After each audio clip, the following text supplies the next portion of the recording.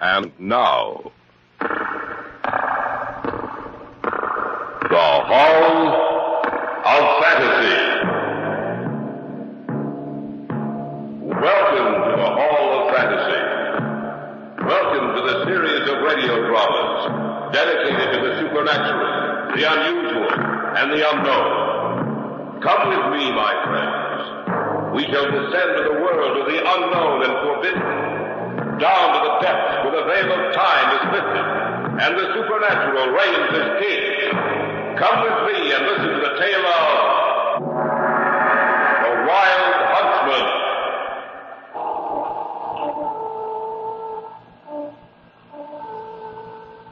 Never heard that sound before. It's so strange. Not like anything I've ever heard. It sounded like one of those old horns which called people to the hunt. Listen. To what? Be quiet. Listen.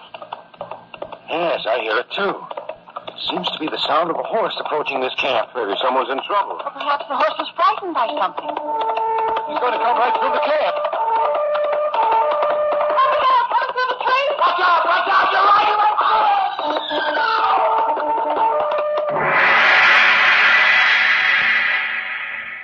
In just a moment, the Hall of Fantasy will present The Wild Huntsman. And now for our story. An original tale of fantasy by Richard Thorne entitled The Wild Huntsman.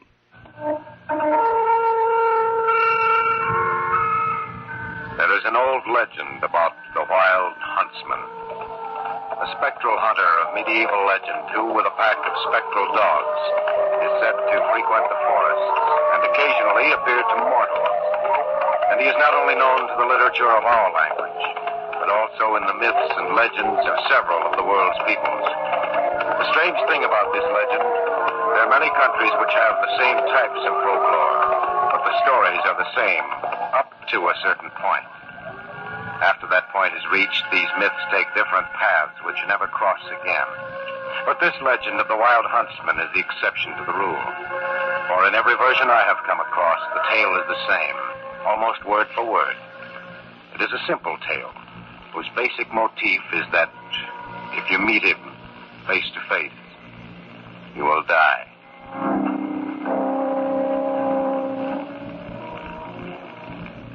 I was over at Jerry and Helen's place.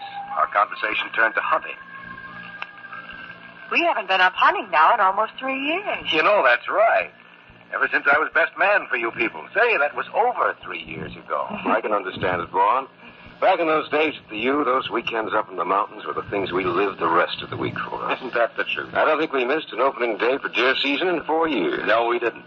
Say, do you remember old Fisher? Mm-hmm. That half-breed who was a guide and who always wanted to take us where he said we could get our limit of game in a few hours? Yes, I remember him. Who could forget him? I was walking down Main Street the other day, and who should stop me but Fisher? At first I didn't remember his name. Then it came back to me who he was. He hasn't changed, has he? Not a bit. What did he want, Vaughn? Oh, the same thing. He said he'd be glad to guide us up to the mountains, to the place where we could get our deer limit without any trouble. That's right. The season does open about 6 days from now, doesn't it? What'd you tell him? Same thing I always used to tell him. Maybe we would. You know, I don't see why we can't. What do you mean? Well, why can't we go up with him? I've got a few days coming. What about you, Vaughn? I guess I could squeeze a few days out of the old man. It'll be just like old times.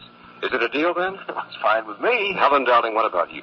Well, anything you say there, only, Only what, Helen? Well, what about those stories we used to hear about Fisher? What stories? Well, I remember one that used to go around the campus. They said that of those he guided, very few came back. Wait a minute. Yes, now I do remember. There were lots of stories about Fisher. There was one, something about some connection between Fisher and the Wild Huntsman. Forget how it goes. Well, the way I heard it was that Fisher happened to be up in the mountains hunting. It was out of season. They say that he met up with the Wild Huntsman, but bargained for his life by saying that he would lead occasional parties up into the huntsman's domain. The Wild Huntsman accepted the proposal, and Fisher lived. Those stories, they weren't true, were they? Of course not, darling. Stories are bound to spring up about people like Fisher. Little man with a livid purple scar running across his cheek. Just as if it had been branded there. Well, he always made me nervous. Oh, this whole thing, Helen, this old folk legend which has sprung up about the so-called wild huntsman, there isn't anything to it. It's just a bunch of stories that they tell the newcomers out here.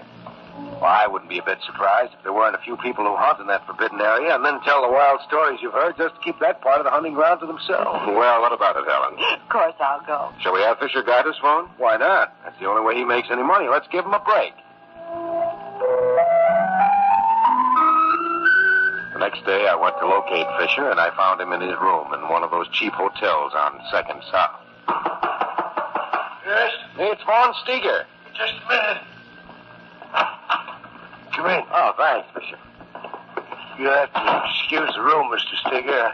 I ain't much for keeping the room clean. Sit down. Thank you. Now, what is it you wanted? Well, you've been telling me about this place up in the mountains for a number of years, Fisher. Well, you finally decided to take you up on it. You mean you want to go up there when the season opens? That's right. It cost you $50 for me. We're prepared to pay it. Fine. When you want to start up? The same morning the season opens. I guess that can be fixed. You got your own guns? Yep. Good. If you give me a little money, I'll lay in a supply of grub. How long you want to stay up there? Only as long as it takes to get our deer. It might be 3, maybe 4 days. That's okay with us. Another thing, Mr. Steger. Yes. You can't go up in no car. Got to use horses. Where I'm going to take you, there ain't no roads, only trails, and sometimes you have to lead the horses. We understand all that.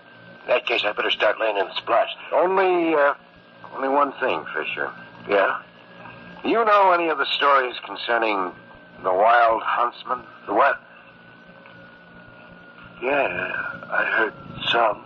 You were connected with the stories I heard, Fisher. Stories about you leading hunters up into the mountains. Hunters who never returned. Oh, that ain't true, Mr. Steger. Ain't true at all. How did they start? Don't know. But take my word for it, Mr. Steger. It ain't true. What you heard about the wild huntsman.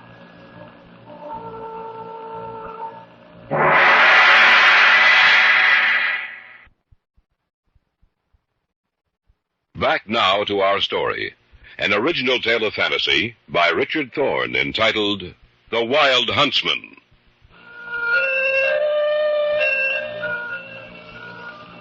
The days passed quickly, and before we knew it, we were ready to leave. Fisher insisted upon getting his fee before the trip started, and though I had some misgivings, yet I could see no reason why he shouldn't receive it.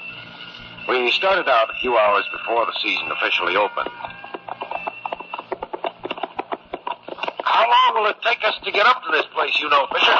We are here about the middle of the afternoon. Maybe 3, maybe 4 o'clock. But I should imagine that everyone else would have a head start on us. Not in this section of the mountains. What do you mean by that? There ain't many people who come up here. Mark my words. You'll find more than you bargained for up there. How you doing, Vaughn? Fine. What about you, Helen? Oh, I think I'm going to enjoy this trip. Maybe not. What'd you say, Fisher? Huh? Oh, I said she probably would enjoy the trip.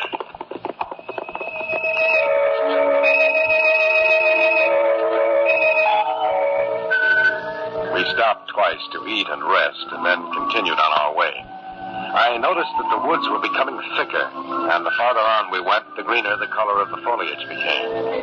3 times during the trip up there, we had to dismount and lead the horses over the trail. I looked at my watch and saw that it was almost 3:30. How much farther, Fisher? It's right around the bend in the trail up there. A little clearing with the stream not too far away. We can make camp there. How much farther, Mom? It's right around the bend. Oh, I'm glad of that. I'm not as young as I used to be. Helen's tired, and so am I. We won't be able to get in any hunting today, will we, Fisher? Depends on what you want to do. I think perhaps we should hold that off until early tomorrow morning. Anything you say, Mr. Steger. Oh, there's the campsite. Oh, there. Why, it's beautiful, Fisher. Ain't been but a few people up here to destroy the looks of the land. Whoa. Oh, boy. Oh, I've never seen anything so beautiful. That's just what I told Fisher. You know, it was worth it. Just to see this place. Well, might as well dismount. Right. It'll be our hope for a while. All right. Okay.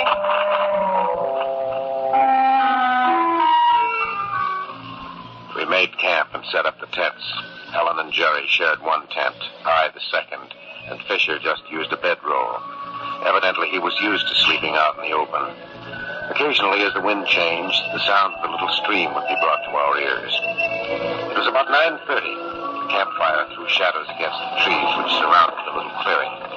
We sat around the fire. The crackle of the burning wood was pleasant to the ear, and the clean, pungent smell of it filled the camp. Oh, I didn't realize I was so tired. Dear Jerry. Something so nice and peaceful about this place. I think I'm going to roll in. What was that? It sounded like a wolf. We're up pretty far, you know. Sounds so eerie up here in the woods. There's nothing to worry about, darling. I suppose you're right, Jerry. It's just that can't help.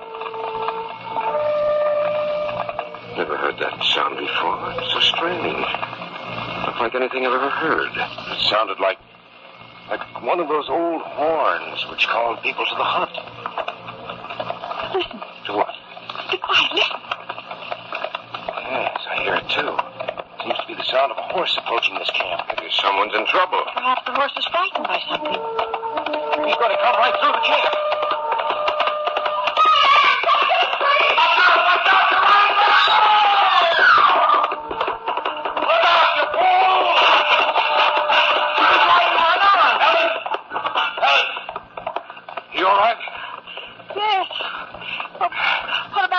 Fine. Go on. Oh, I'm okay. What was it, Fisher? I think his horse, whoever it was frightened by the wolf howl. This horse, it was all black. Did you get a look at the rider? No, it was so sudden I didn't even think about it. I imagine he'll be able to slow his horse down. And you don't think he'll need any help from us? No, he won't need any help from us.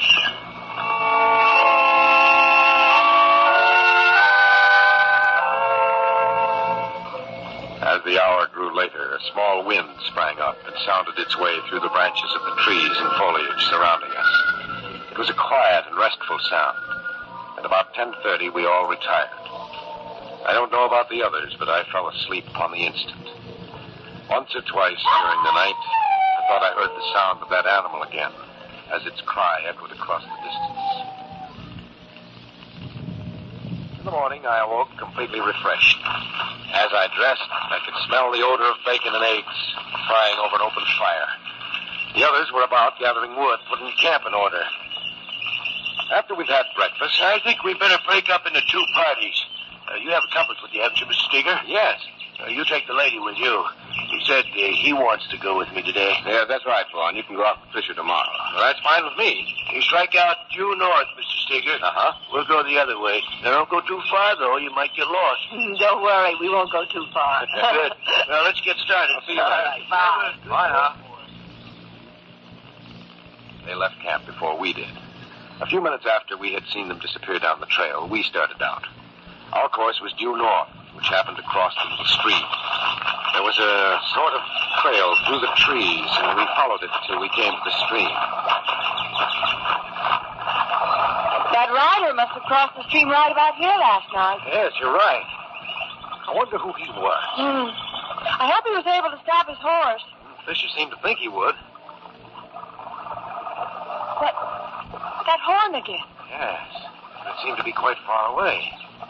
Well, shall I go on? Yeah, might as well.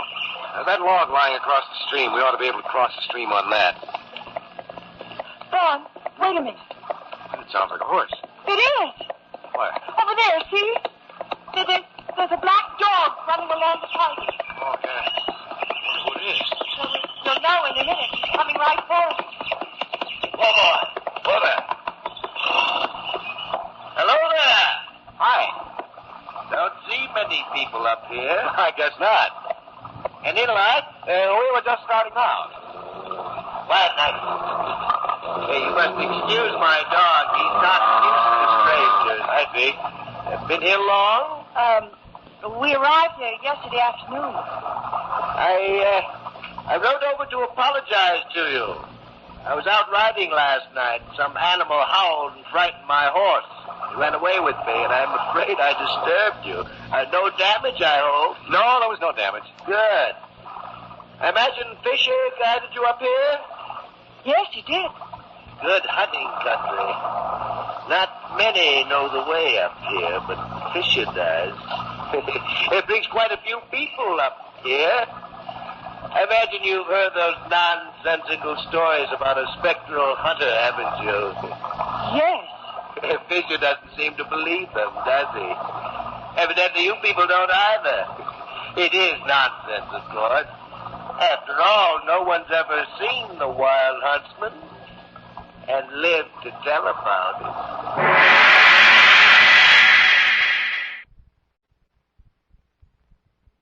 Back now to our story. An original tale of fantasy by Richard Thorne entitled The Wild Huntsman.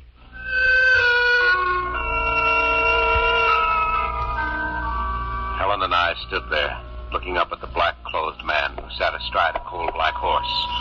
On the ground beside the horse stretched a dog. There was something strange about the three of them, as if they came from another world. One other thing. I hope you'll forgive me if I impose upon you. Certainly. Well, then, tell Fisher for me that Hunter wants to see him. Where? He knows where to find me. Just give him the message. If you will. We will. Excellent. Well, goodbye. I imagine I'll be seeing you again. Of course.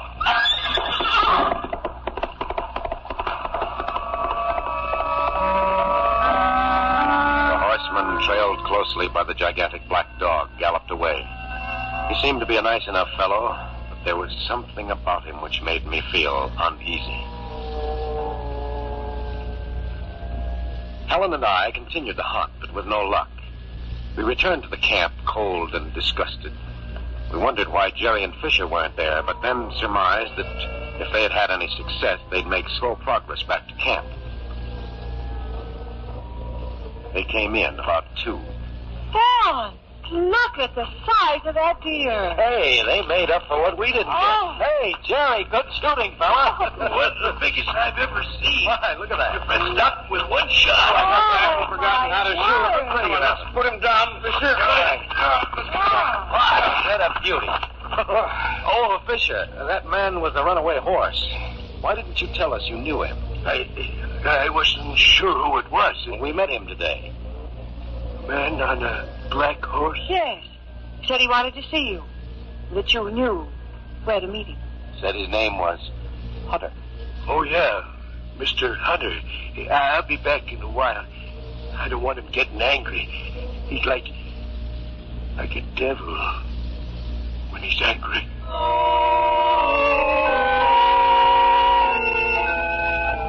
We didn't think that Fisher would be gone long, and yet, when night fell and there was still no sign of him, we began to get worried.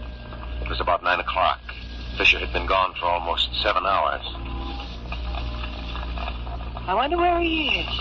We should get back. He's been gone for almost 7 hours. Well, he knows how to take care of himself. A wolf out in those woods somewhere. Now, there's something about this place. It's beautiful and yet it's so wild. A place where a man doesn't belong. No, Helen. Man does belong here. He came out of the forest himself. Yes, but when he left them, he gave them up. We don't belong here. The wilderness belongs to the animals, to the creatures of... Listen. The horn again. I wonder who... What was that? I don't know. Sounded like the scream of a human being. Wasn't too far away. Maybe we better go take a look. You're right. Get your flashlight. Right. Stay here, Helen. We'll be right back. All right.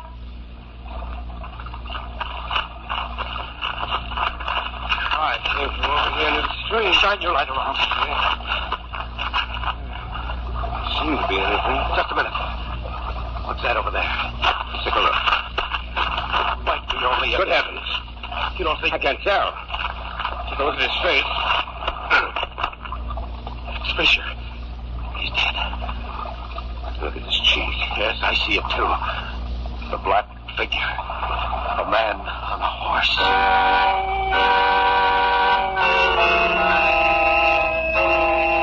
Together we managed to get him back to camp. We had to tell Helen that he was dead, though I would have preferred that she hadn't known. We talked it over and decided to go back in the morning to call an end to this ill-fated hunting party.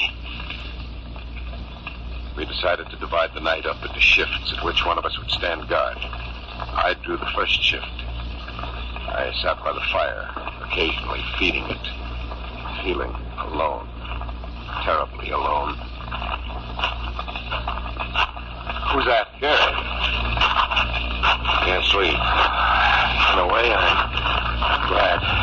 It's lonely here alone. Helen asleep? Yes, good. Go on.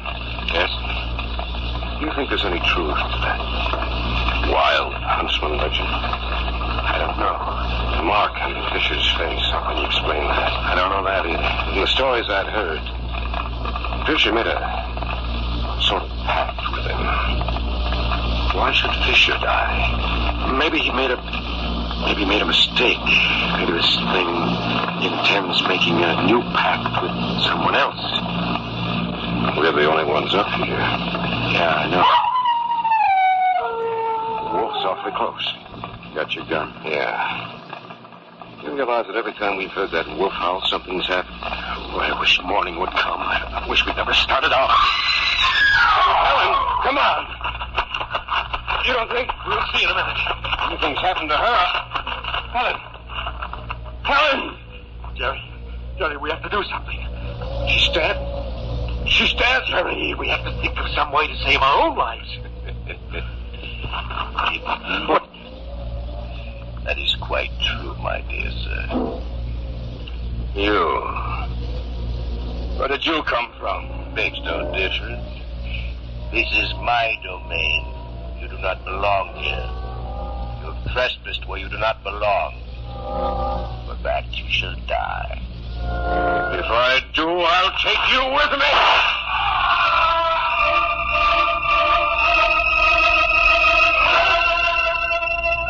When we ran to Helen after she screamed, we'd carried our rifles with us. Jerry raised his and fired.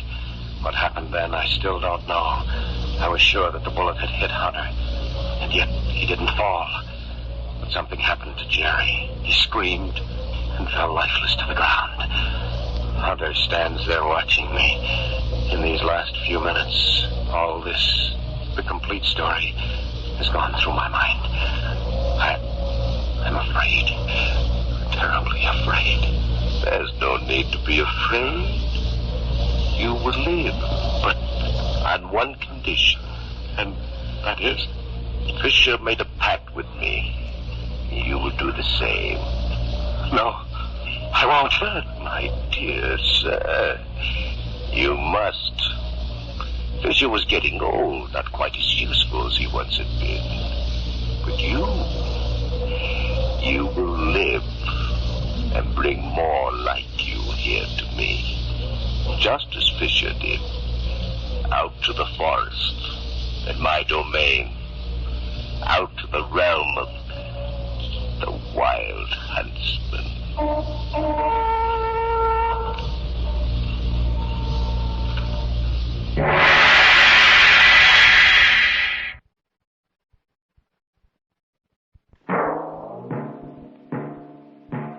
So runs tonight's tale of the unusual, the terrifying, the unknown. Join us again when next we journey down the corridors of the Hall of Fantasy to hear another strange tale of the supernatural. All characters and events portrayed in these programs are fictional, and any similarity to actual events or persons, living or dead, is purely coincidental.